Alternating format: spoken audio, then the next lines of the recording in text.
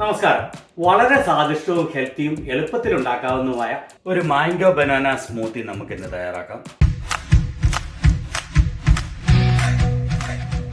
അതിന് വേണ്ട ഇൻഗ്രീഡിയൻസ് ഇതൊക്കെയാണ്. 2 കപ്പ് നല്ലതുപോലെ പഴുത്ത നാരില്ലാത്ത മാങ്ങ, അതിന്റെ തൊലിയും കുരുവും ഒക്കെ നീക്കി കളഞ്ഞ് ഫ്രീസർ വെച്ച് നല്ലപോലെ ഫ്രീസ് ചെയ്തെടുത്തത്. ഒരു വലിയ പഴം അതിന്റെ തൊലി പൊളിച്ച് ചെറിയ കഷ്ണങ്ങളാക്കി മുറിച്ച് ഫ്രീസർ വെച്ച് ഫ്രീസ് ചെയ്തെടുത്ത്.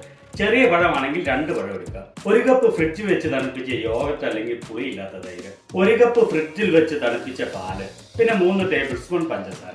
ഇത് വളരെ എളുപ്പത്തിൽ 1-2 മിനിറ്റ് കൊണ്ട് ഉണ്ടാക്കാവുന്നതേ ഉള്ളൂ. ഈ ഇൻഗ്രീഡിയൻസ് എല്ലാം നമുക്കൊരു മിക്സിയുടെ ജാറിലേക്ക് ഇടാം. ആദ്യം പാലൊഴിക്കുക, പഴം, ആ മാങ്ങ ഒരു 3 പ്രാവശ്യമായിട്ട് ഇട്ട് വേണം അടിച്ചെടുക്കാൻ. 3 ടേബിൾ സ്പൂൺ പഞ്ചസാര, 1 കപ്പ് യോഗട്ട്. എന്നിട്ട് ഇത് നല്ല സ്മൂത്തായി ചങ്ക്സ് ഒന്നും ഇല്ലാതെ അടിച്ചെടുക്കാം. ഇത് വളരെ സ്മൂത്തായിട്ട് വേണം അടിച്ചെടുക്കാൻ. ആ സ്മൂത്തി നമ്മൾ വളരെ സ്മൂത്തായിട്ട് ബ്ലെൻഡ് ചെയ്തെടുത്തു. ഇനി ഇത് സെർവിങ് കപ്പുകളിലേക്ക് ഒഴിക്കാം. നല്ല തിക്കായിട്ടുള്ള മാംഗോ ബനാന സ്മൂത്തി. ഇതൊരു ബ്രേക്ക്ഫാസ്റ്റ് ആയിട്ടോ ലഞ്ച് ആയിട്ടോ ഡിന്നർ ആയിട്ടോ വെറും ഒരു ഡ്രിങ്ക് ആയിട്ടോ നമുക്ക് ഉപയോഗിക്കാം.